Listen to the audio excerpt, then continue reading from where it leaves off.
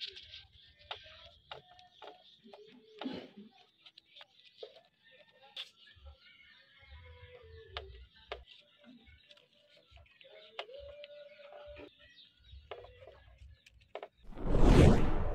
day guys, ayan, Beans Motovlog again.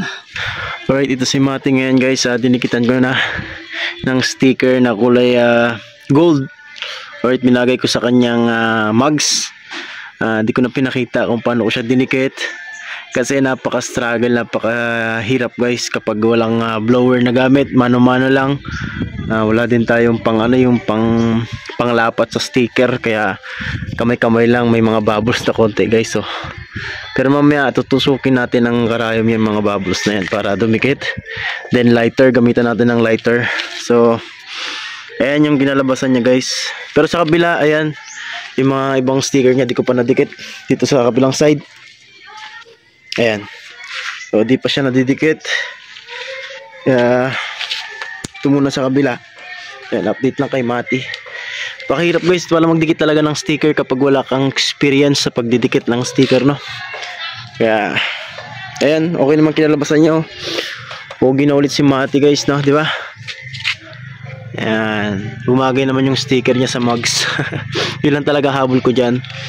Ayan, so mamaya ulit guys, update ko kayo kapag tapos na talaga yung lahat ng sticker na dikit. Alright.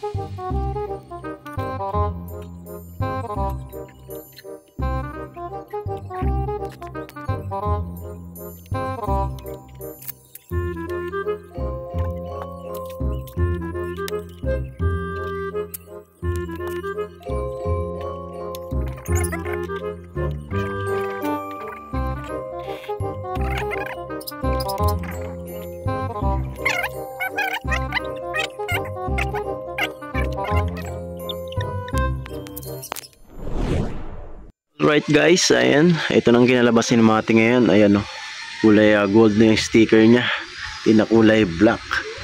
Ayan, napakaangas guys, bagay na bagay sa mugs nya, no? Ayan, so medyo okay naman yung pagkadikit natin kahit first time natin magdikit ng sticker ni Mati, no, sa Raider 150. Alright, ayan yun naman guys. Kaya naman pala mano-mano, kaya lang may mga kunting bubbles pa. Ano natin mamaya yang papaputukin natin ng karayom. Ayan. Yung ginalabasan niya guys.